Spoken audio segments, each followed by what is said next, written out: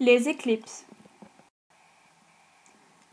Pourquoi, quand la Lune tourne autour de la Terre, elle a l'air de changer de forme? Parce que plusieurs parties de la Lune qui sont illuminées différemment sont en face de nous. La forme peut être en pleine Lune ou en nouvelle Lune. La nouvelle Lune n'est pas visible car ce côté visible n'est pas illuminé par le Soleil. Par contre, une pleine Lune ressemble à un cercle doré dans le ciel.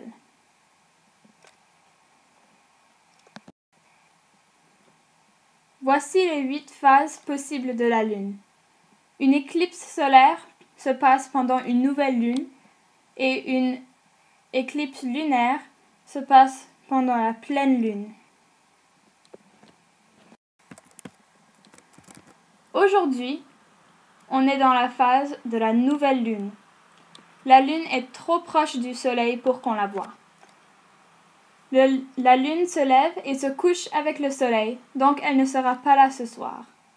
La nouvelle Lune se passe seulement quand la Lune et le Soleil ont la même longitude elliptique.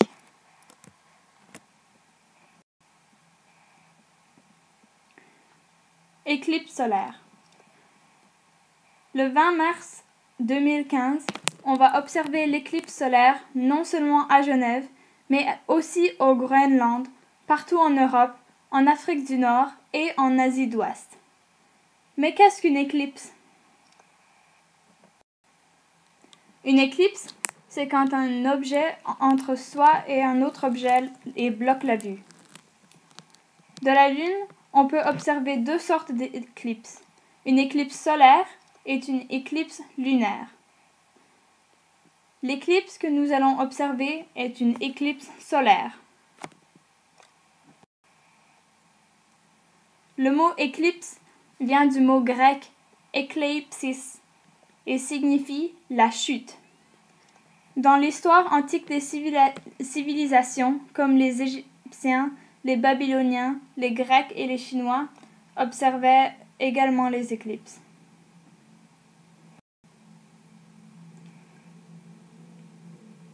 À présent, on va voir pourquoi les éclipses arrivent.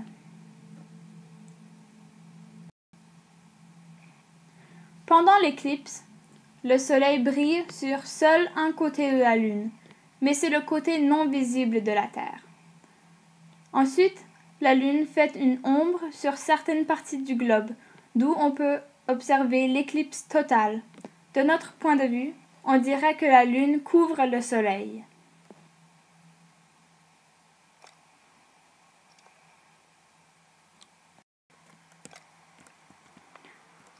Elle ne se passe pas tous les mois parce que les axes de la Terre et de la Lune sont inclinés. Il y a 2 éclipses solaires chaque année. La plupart d'entre elles sont partielles. Si cette image était mise à l'échelle, la Lune serait 2 fois plus loin de la Terre qu'elle ne l'est déjà.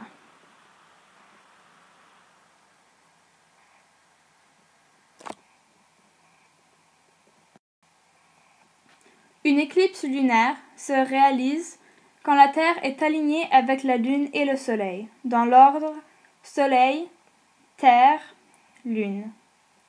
La Lune apparaît rouge et c'est pour cela qu'on l'appelle la Lune de sang.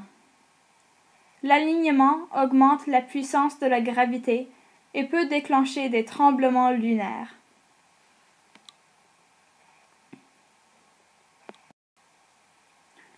Une éclipse solaire se passe quand la Lune est entre la Terre et le Soleil.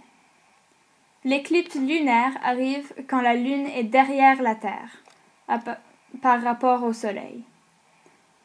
Les éclipses lunaires sont moins rares que les solaires. Il y en a jusqu'à 4 chaque année.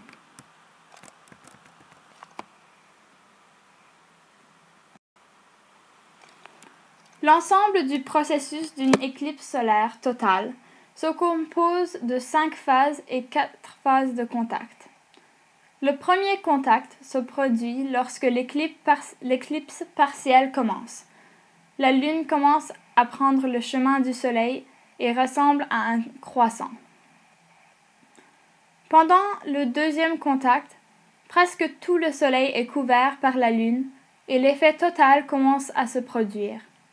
Le maximum de l'éclipse, ou la totalité, peut être observé quand la Lune recouvre complètement le Soleil et maintenant tout devient sombre et calme et la température tombe aussi. Le troisième contact met fin à l'éclipse complète et la Lune commence à s'éloigner de la trajectoire du Soleil. L'éclipse partielle se termine avec le quatrième contact, quand la Lune de la trajectoire du Soleil. Une éclipse solaire partielle, comme celle que nous ferons l'expérience aujourd'hui, se produit lorsque la Lune ne couvre pas directement le Soleil.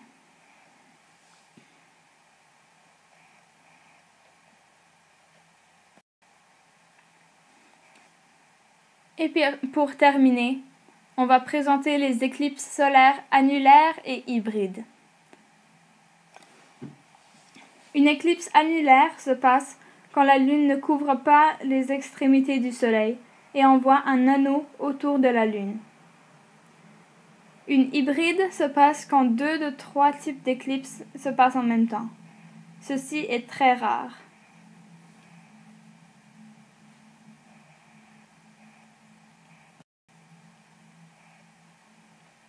Voilà les références que nous avons utilisées pour cette présentation.